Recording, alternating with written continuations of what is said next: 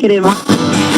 Okay, you're listening to Delta Pirate Radio. All right, tonight I'm going to play part of a soundtrack to a movie, from a movie called The Party Animal, which came out in 1984. It's like the greatest soundtrack for a movie of all time.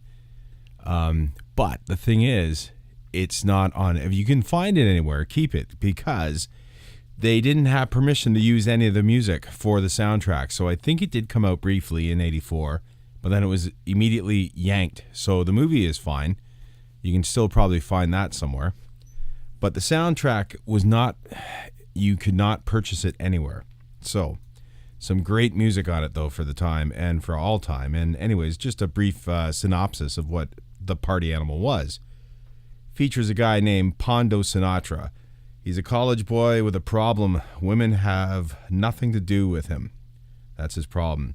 So he goes through and does all this crazy stuff. Anyways, great soundtrack.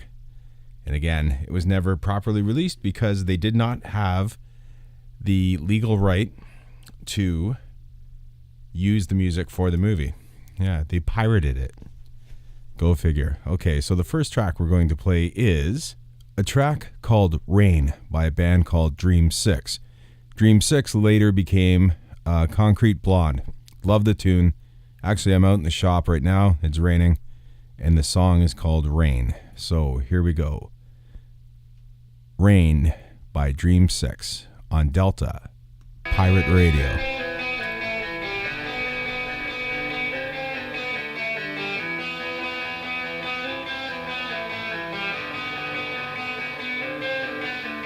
Rain, thought I heard a footstep, thought I heard the phone, standing on the doorstep, listening alone, and all I hear is rain. Thought I saw your headlights, thought I heard your car, shadows under streetlights, fog and nothing more, and all I hear is rain, and things I try to say, try this many times, rain falling from my eyes. These kind of days, I really miss you now.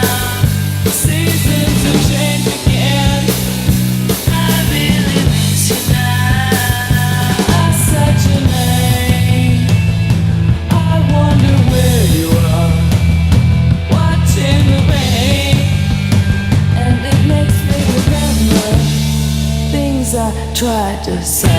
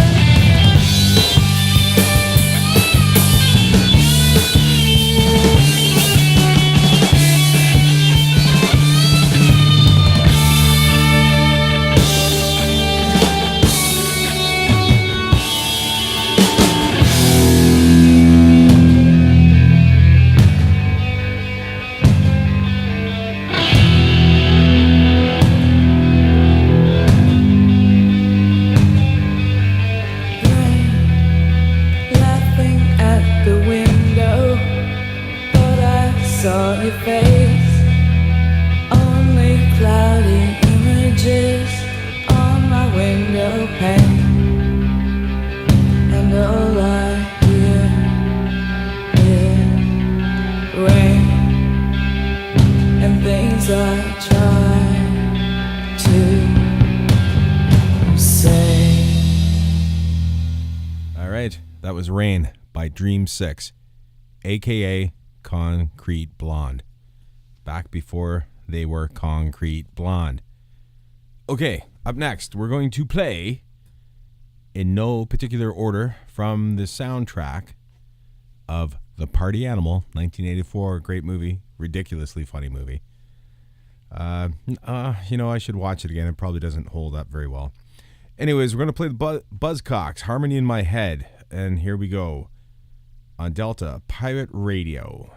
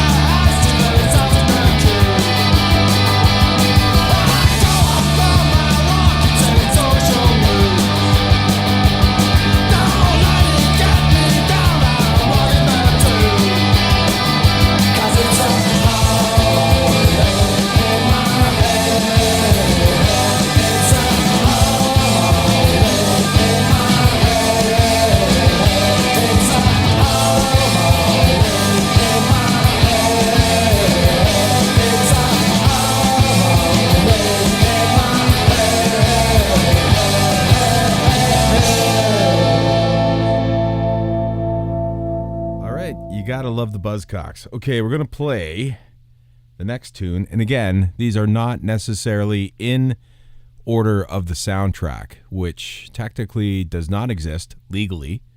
It does illegally, and I know there's copies of it out there the soundtrack to The Party Animal.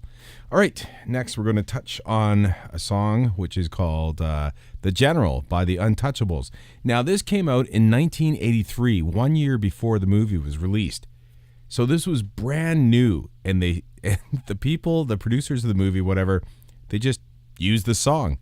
And if I remember correctly, there's actually video of this band performing on a stage. So I don't know what happened. But anyways, here we go. The Untouchables, The General, 1983, illegally used on the soundtrack to The Party Animal on Delta Pirate Radio.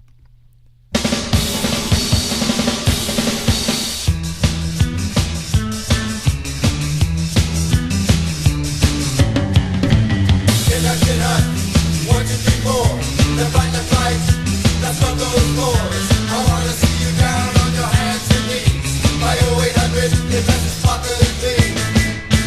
After floors are done, I want you to hit those walls. The 6 window ceilings, I've been getting it all.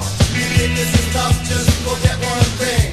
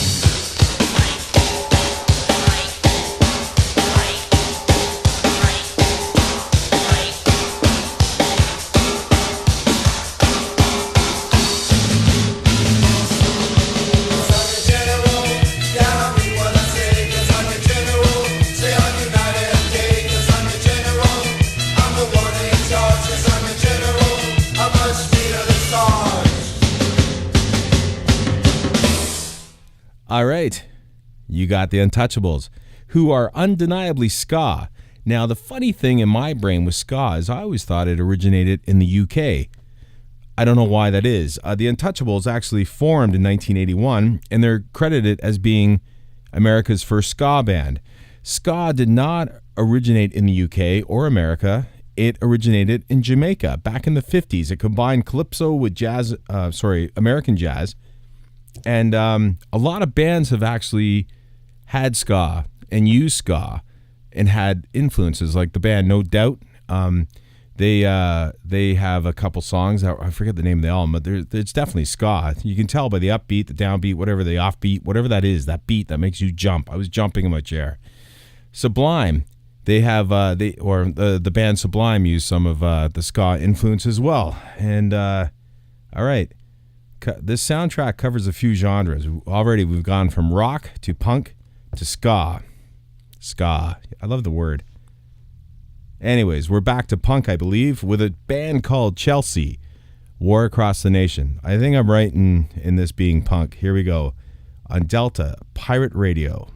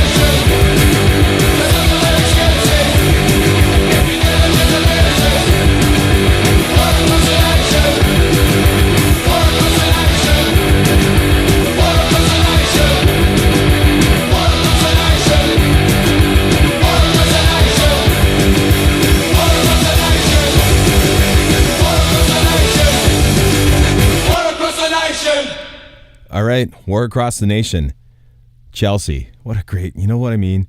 Say what you want about ska, but I'm telling you, punk gets me moving too.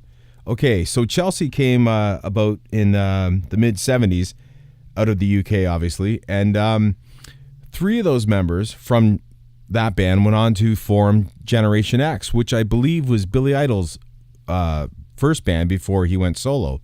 Although, looking at this picture, I don't think Billy Idol was part of Chelsea, and it didn't sound like it.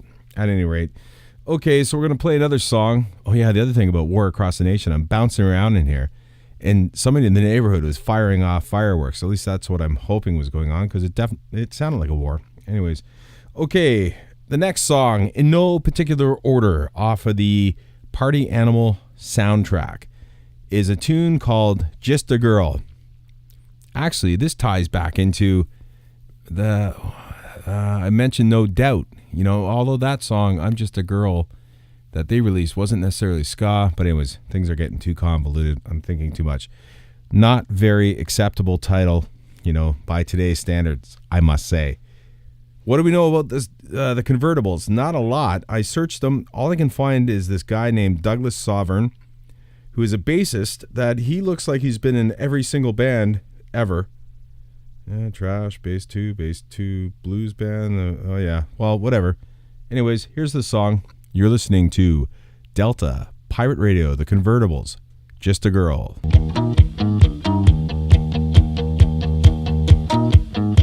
She came at you with a face like a flower. Her miniskirt, short boots, and whiskey sour. Don't know why they want to grow up so fast and lose precious hours. She's just a girl, just a girl. Make 'em up and set 'em up and give 'em some lines. That 14-year-old's acting like she's 29. She thinks she's got it made, but loses every time. 'Cause she's just a girl, just a girl. She's just a girl. And you welcome her with open arms. You could be her father. She's just a girl, just a girl. Say that she wants, and I'll give it to her. Don't you see? She's just a girl, just a girl.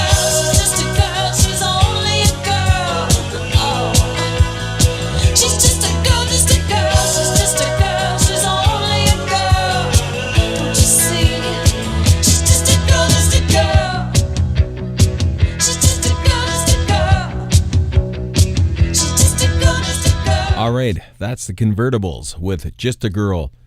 So politically correct title, I tell ya. And it quickly faded off, but it is what it is. So there's another tune. I'm going through the list here. And again, I'm playing these in no particular order. It's just random. But there's a title here called Kill the White Man, performed by Gerald Michinod. I believe I'm pronouncing that correctly. I might not be.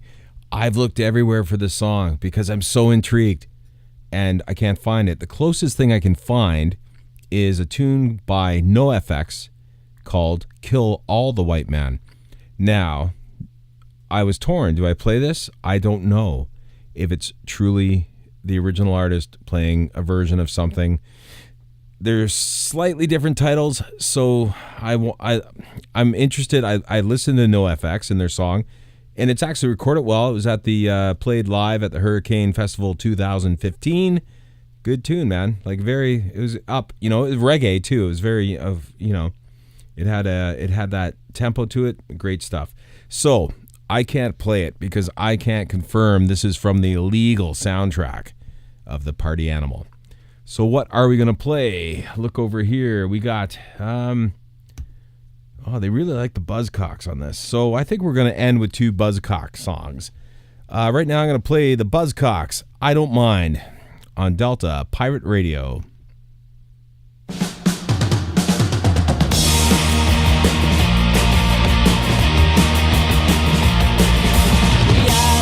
a dream, a game in which I seem to never find out just what I am. I don't know if I'm an actor.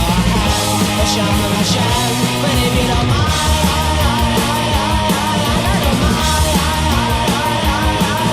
I'm lost without a clue.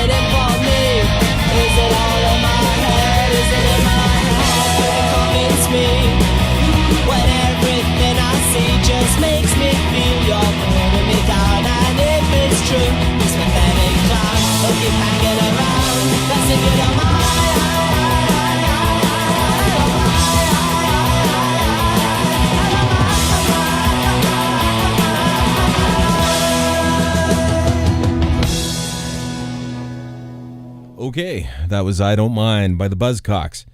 All right, just before we close up with a Buzzcocks song, which I love, I'm not even going to announce it. It's like an anthem. They used it in a car commercial a few years ago. Oh, well, it is what it is. If you guys do me a favor, check out, type in Google the name Deke, so Duncan. So it's Deke Duncan. Look at this guy's story, man. This was shared with me via 103.9 Flint, Michigan, the Fox. This guy over in the UK, I forget what town, in the 70s, he started doing a broadcast out of his garden shed with an audience of one. He would broadcast it to his wife in the house. And he's just been granted a, man, this is like 40 years ago, was granted a BBC slot or a radio show of some sort. Great story, man. When I saw it and I looked it up, there's a little documentary on it. It just broke my heart because I'm doing that too. I wish he had the internet back in the 70s when he started this. Anyways, I'm going to try to steal one of his sayings. What is it? Okay. You're listening to Delta Pirate Radio. And the clock on the wall says we don't have any time left at all. So we're going to play the Buzzcocks, Why Can't I Touch It? Followed by some advertisement and the Pioneers. Thanks for tuning in to Delta Pirate Radio. All the best. I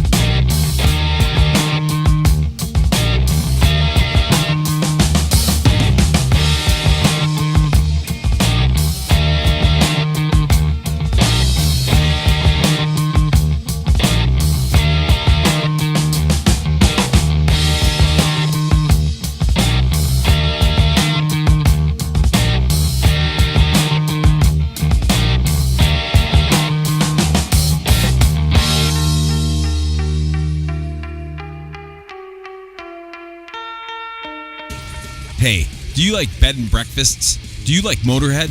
Then come to Lemmy's Lantern, located just outside of St. John's, Newfoundland.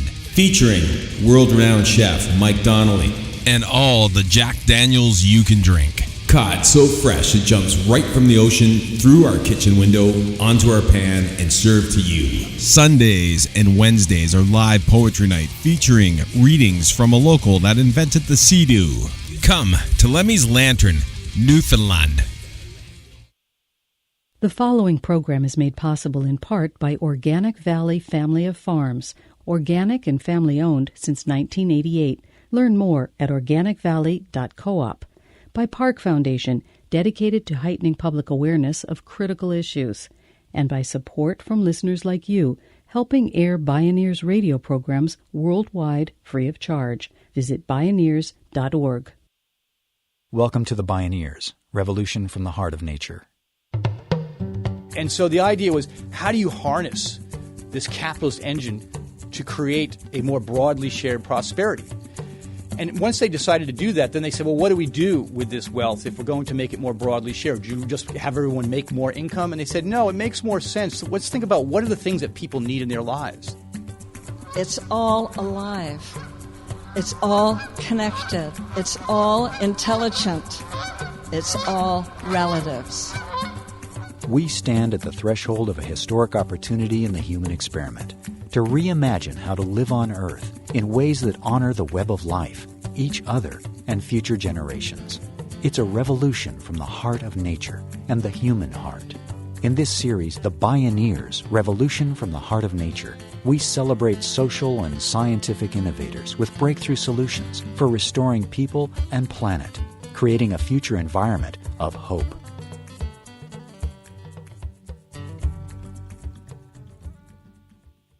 Europe was a place that had fought wars for centuries.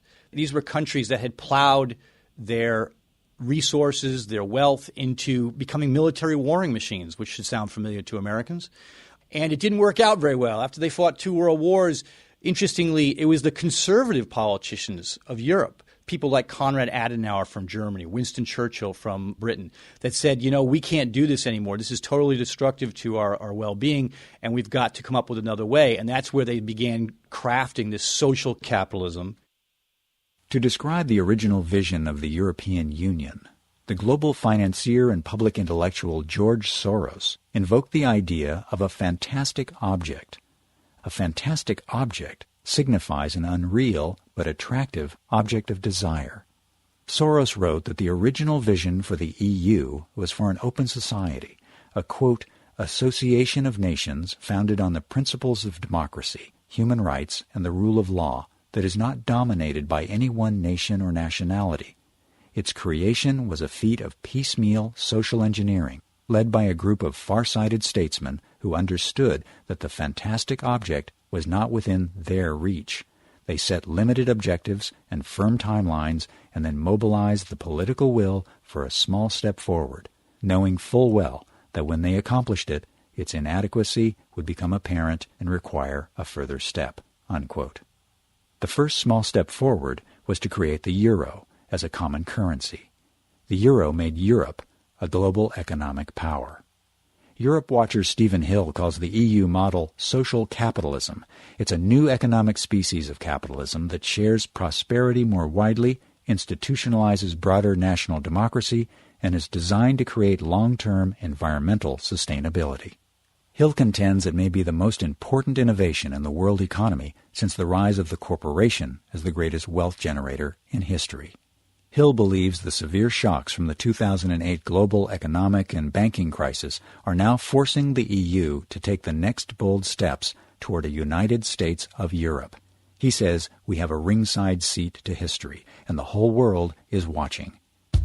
This is a fantastic object, Social Capitalism and the United States of Europe, with author and political observer Stephen Hill. My name is Neil Harvey. I'll be your host. Welcome to the Bioneers, Revolution from the Heart of Nature.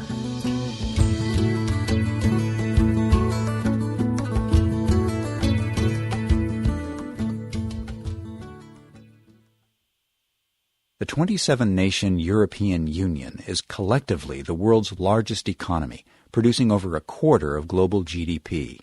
It's almost as big as the U.S. and Canadian economies combined, and nearly 3 times the size of China's. The EU has more Fortune 500 companies than the U.S. and China together, and is now the largest trading partner with both the U.S. and China. European social capitalism includes universal health care that's affordable, education for all that's often free, family-friendly work policies, and real worker participation in corporate and workplace decision-making. The question is, will these innovative social and economic policies withstand the aftershocks of the Europe-wide recession from the 2008 global banking crisis? Stephen Hill is a California-based writer, lecturer, and political professional, a frequent speaker at academic, government, NGO, and business events. He's the author of 5 books, including Europe's Promise, Why the European Way is the Best Hope in an Insecure Age. Ironically, the unique EU social capitalism model arose in Germany following World War II. Led by the U.S., the Allies were intent on breaking up the concentrated wealth and power of the big German corporations and business elites that had fueled the Nazi regime. Stephen Hill spoke with us at a recent Bioneers conference. Social capitalism, it's still capitalism. You have private companies who are trying to produce wealth and profits, but they have regulations that have been put around these corporations and businesses. And small businesses in Europe produce 2/3 of the jobs compared to only about half the jobs in the United States. So they have a very vibrant small business sector as well as corporations. They have both. And so the idea was, how do you harness this capitalist engine to create a more broadly shared prosperity? And once they decided to do that, then they said, well, what do we do with this wealth if we're going to make it more broadly shared? Do you just have everyone make more income? And they said, no, it makes more sense. So let's think about what are the things that people need in their lives. They need things like health care, retirement pensions, child care. These are the things that people need, training, university education, in order to participate and enjoy the fruits of the economy. Stephen Hill paints a stark contrast between Europe's social capitalism and the Wall Street trickle-down model of concentrated wealth and power. So what does this fantastic object look like on the ground? European countries, especially those in Western Europe, have far more than most Americans can even imagine. They have universal health care that's affordable. They have more generous retirement pensions. They have university education. In some countries, it's still free.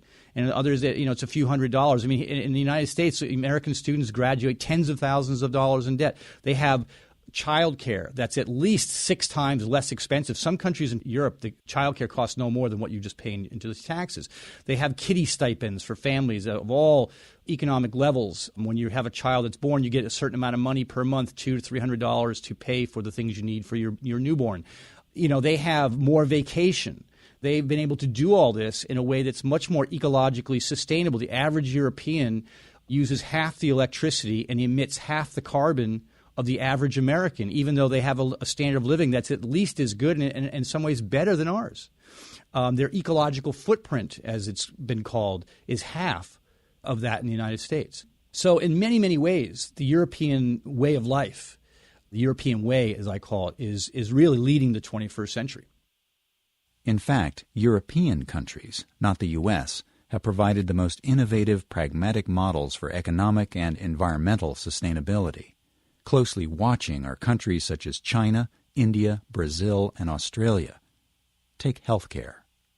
Americans are paying twice as much money per capita for health care than they're paying in France or in Germany or Sweden. And all the indicators show that we're getting worse health. So we're paying twice as much money for worse health.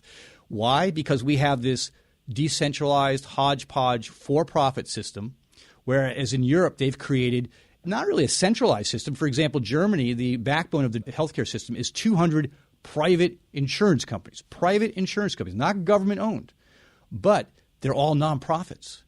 And they also negotiate fees and services every year about how much doctors can charge for the services they provide. You can go into a French doctor's office and you can ask for the menu, and you can see how much they charge you for every service they do. A system of nonprofit health insurance companies is one example of a basic structural change that provides benefits for all. Since its inception, European social capitalism has sought a fundamental rebalancing of the interests of private enterprise and public goods through structural reforms of the corporation itself. Again, Stephen Hill. In Sweden and in Germany, many countries in Europe, they in effect have reinvented the corporation. For example, in Germany, they have major corporations like we have in the United States, Fortune 500 companies. But in those Fortune 500 companies in Germany, the workers who work in those corporations get to elect 50% of the members of the board of directors. Imagine if Walmart were required by law to allow its workers to elect 50% of the members of the board of directors, and how that would affect how Walmart acts towards not only employees but the communities in which they reside. And yet most Americans, even progressives on the left side of the political spectrum, haven't even heard of this. I mean, this is a major economy. Germany is the fourth largest economy in the world's largest exporter. These are Fortune 500 companies with, Volkswagen, Mercedes, Siemens, where the workers get to elect 50% of the board members. It hasn't made their companies less competitive. It hasn't hurt Germany's economy. In fact, Germany's economy is doing way better than the American economy right now. They have 6% unemployment. They have emerged from this economic collapse in rather good shape for lots of reasons because of the policies they've pursued. And yet these are things that Americans aren't even aware of. What Germany did, instead of laying off millions of German workers, they had everyone cut back a little bit. So if you were working 100% full-time, you're maybe now working 90 or 85% full-time. But during the good years, the German government was putting money away to make up the wages that you would lose by cutting back. Now, what that did was a couple of other good things. One, it kept more money in more people's pockets, so consumer spending didn't collapse like it did in the United States, and that in turn gives customers to businesses so they don't have to feel like they have to keep laying people off. It also means that the utter devastation that happens to communities when the main breadwinners are laid off. And you can see it in the United States, communities like Stockton, California, where entire neighborhoods are in foreclosure, increases in domestic violence, mental illness, alcoholism, all the sorts of things that happen when you start laying people off from work. That could have been avoided. It was avoided in places like Germany. You also keep your workforce intact. So when the recovery comes, your workforce is there, their skill level is there. You don't have people like you have now in the United States who've been out of work for a year, year and a half, 2 years, who've lost their skills, their sharpness, their productivity. And yet when Larry Summers was asked, look, this German thing, it seems to have worked out pretty well. It's called short work, Kurzarbeit. Why don't we try that? He said, well, in America, we're not about protecting old jobs. We're about creating new jobs. As if there's some contradiction between the two. Why can't you do both? So when it came to bailing out big banks, suddenly they suspend their fundamentalism. But when it came to helping out Main Street, people losing their homes, losing their jobs, at that point, suddenly the economic fundamentalism kicks in. So this is an attitude that just has to be challenged everywhere. And I think more of it is being challenged. Occupy Wall Street, even the Tea Party movement to some degree, represents a populist challenging of this economic elitism that has led to this Wall Street capitalism trickle-down economy. When we return, how the fantastic object of the European Union's social capitalism is innovating on taxes, environmental sustainability, and democracy, and what it could mean for the United States. This is a fantastic object, social capitalism and the United States of Europe. I'm Neil Harvey. You're listening to The Bioneers, Revolution from the Heart of Nature.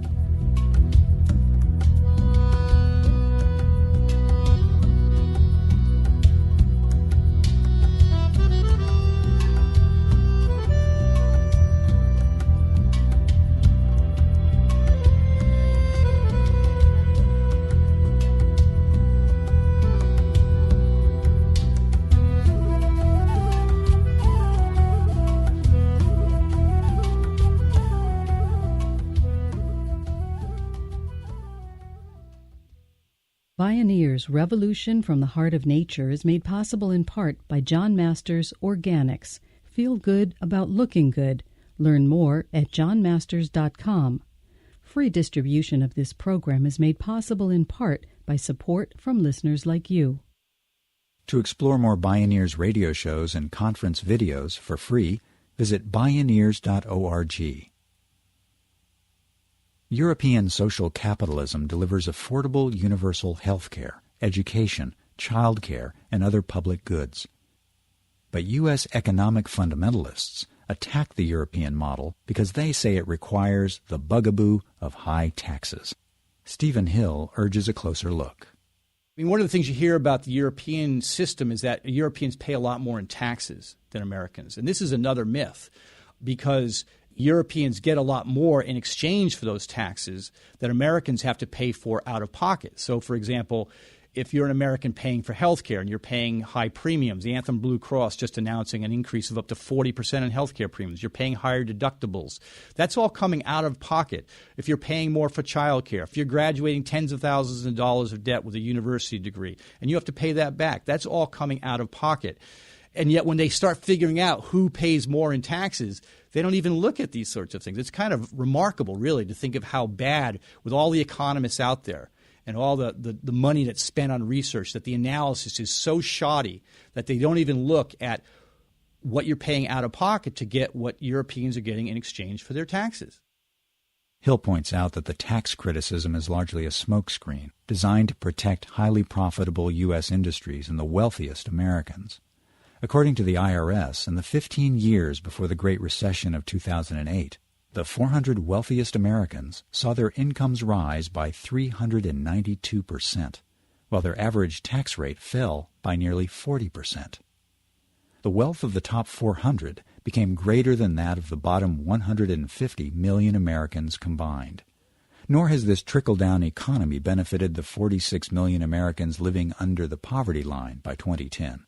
The 15% poverty rate is the highest since before President Lyndon Johnson's famous war on poverty in the 1960s. Hill says it's not just an issue of extreme inequality, but of good macroeconomic sense.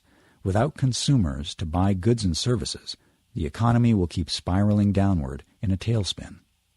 The economic fundamentalists make the same kind of arguments against investing in environmental sustainability, that it will harm the economy.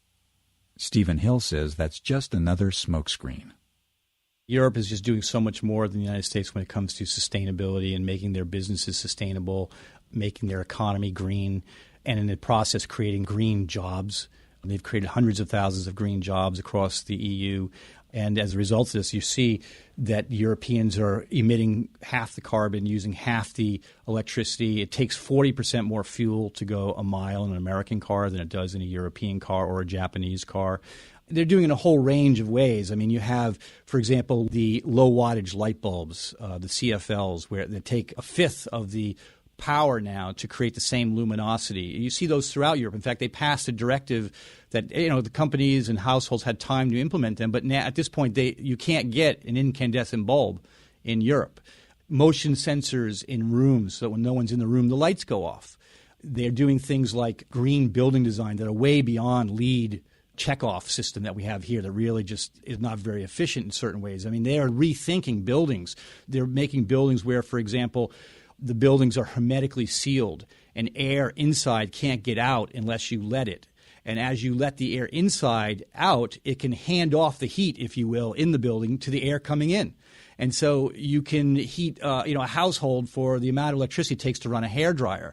They're doing all sorts of things with automobiles, electric cars and such. Off the coast of Portugal, they have these things called sea snakes. They're these huge tubes about 300 feet long and about 25 feet in diameter, and they can hook them together, and there's a piston inside, and they put them on the ocean. And as the waves go up and down, the wave motion creates energy 24/7. And so off the coast of Portugal, they have these sea snakes that are providing electricity to coastal villages that are kind of isolated and hard to run electric lines to. There's just so many things like this that they're doing as they really try to not just change the light bulbs, but really rethink how do we make a modern economy green. While reinventing the corporation, the European model of social capitalism has also been reinventing democracy at the national level. The other area where Europe has really outshined us here in America is in the development of their democracies, representative democracies, at the national level. At the EU level, their institutions are still in the process of development. But at the national level, they have developed better forms of democracy than we have here, including things like proportional representation, which creates multi-party democracy, public financing of campaigns, free media time, universal, or what I sometimes call automatic voter registration. Everyone is registered to vote, not tied to each election as I try to keep my people on the rolls and get your people off like we have in the United States, which is a very contentious process. They have just a more pluralistic system, and because they have these other methods I just described, they have more representative legislatures. You see more women elected in the legislatures. In some countries, 35 up to 40% of the legislature, national legislatures, are women. In the United States, we're still stuck at 18%. And there's all sorts of research showing that the presence of more women in your legislature has a qualitative as well as quantitative effect in the types of legislation that's introduced and passed, particularly when it comes to things like war, when it comes to things like family supports, all these sorts of things. Having more women in your legislature makes a big difference. And so they have devised methods that really has produced better democracy, more representative democracy, and as a result, the policies that come out of those legislatures reflect more the will of the public. And what we're seeing in the United States right now is a huge disconnect between what the public wants and what the United States Congress produces. And there's lots of reasons for that. Things like the filibuster in the Senate, the fact that the Senate is such an unrepresentative body where you only get 2 senators per state regardless of population. And we don't have any third parties or independent candidates being elected, whereas a country like Germany has 5 to 6 parties being elected into their legislature. 2 of them are major parties, and then the other 3 or 4 parties are smaller parties that bring new ideas to the table. The smaller parties in a democracy are extremely important. They are, in some ways, the laboratory for new ideas. They are what allows the conversation to happen between the political center and the political margins that rejuvenates your democracy on a regular basis. We don't have any of that in the United States, but these proportional representation democracies with public financing and such, they have that.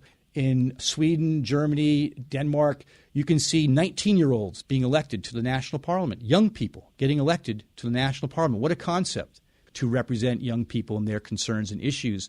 And yet you couldn't even imagine that in the American context. So in many ways, the American democracy is quite broken.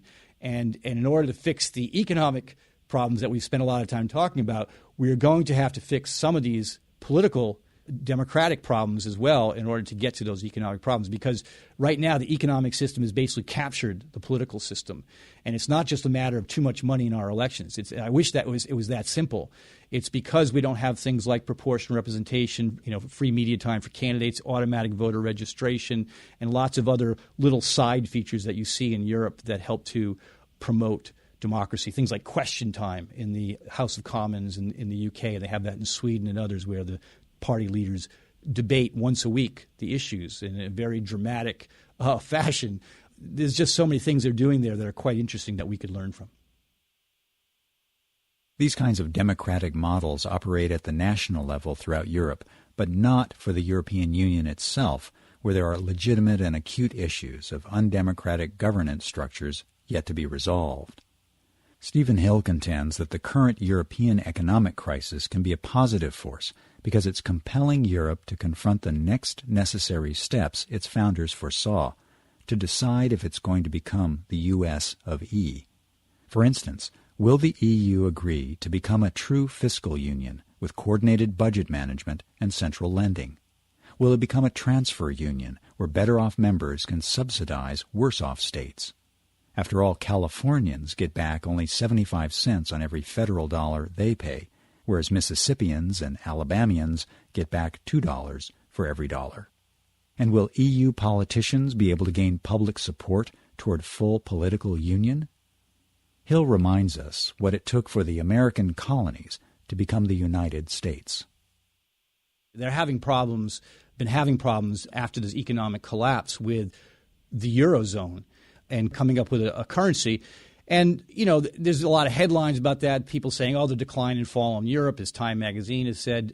But in fact, what we're seeing there is exactly the opposite, that Europe is figuring out how united it wants to be. And in the United States, we went through that soul-searching over 200 years ago. And you can see in the United States, it took about 80 years for this collection of regions to cease being just a collection of regions to be really a united country. And in fact, it took a civil war. that people think of the Civil War in the United States was fought over slavery, which it was in part, but it was also fought over states' rights. 80 years after the foundation of the United States, they were still fighting over states' rights versus a federal centralized government. So these are very complex issues. When you start talking about should German taxpayers bail out the Greeks, should California taxpayers bail out Alabama, Mississippi, Texas. The fact is the United States, the blue states, as we call them, have been bailing out the red states for years, even as the red states, which are the more conservative states, saying, we hate government, get government off our back. Stephen Hill believes that the EU social capitalism model will pull through its current challenges. But no matter what happens, he's convinced the genie is out of the bottle, and people in the U.S. and around the world can adopt the learning and advances that have already crystallized. People need to fasten their seatbelts. It's going to be a rough ride, and really start pushing on these issues in a way and educating ourselves about things like co-determination, worker-elected boards of directors of major corporations. It just takes a member of Congress to introduce a bill. It just takes a member of Congress to introduce a bill for nonprofit health care. Forget the single-payer argument. It's a zero-sum game, that argument. There are other methods out there that in many ways are better than single-payer, and other countries are doing them. Introducing bills for short work.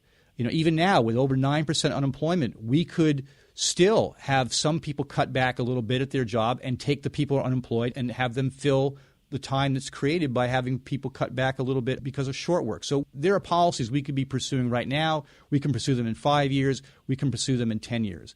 We just need more people, more Americans to understand that there are options out there, and we're no longer the best. We don't have to be afraid to learn from other countries, other places that are doing things better than we are. So I'm relatively optimistic that the world is moving forward. If you think of the trajectory of the world historically, it's been towards greater rights for women, for minorities, creating systems like health care, pensions that help us to lead a better life. And now other countries like China, India, Brazil are saying, you know what, we want in on that. And they deserve to be in on that. So the world is in a process of rebalancing and finding a new equilibrium, but it's going to take decades. And we just need to keep pushing on this in a way that, in 2050, the world is going to look much different, and I think in many ways much better than it does right now. Stephen Hill, A Fantastic Object, Social Capitalism, and the United States of Europe.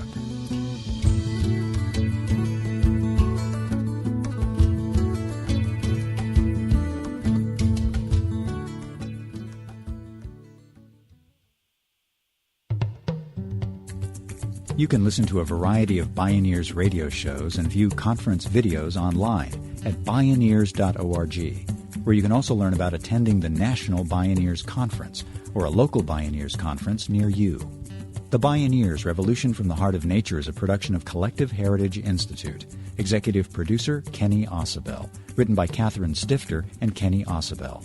Senior producer Neil Harvey. Managing producer Stephanie Welch. Production management Aaron Leventman and Nicole Spangenberg. Interview recording engineer Jeff Westman. Our theme music is taken from the album Journey Between by Baka Beyond and used by permission of Hannibal Records, a Rykodisc label. Additional music was made available by Acoustic Music Records at acoustic-music.de. For more music information, please visit bioneers.org.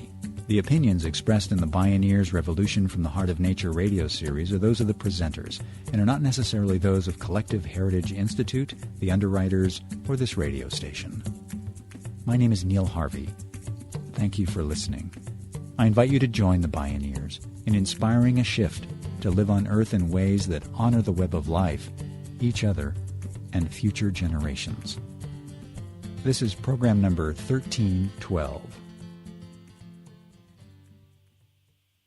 This series is made possible by Organic Valley Family of Farms, organic and family-owned since 1988.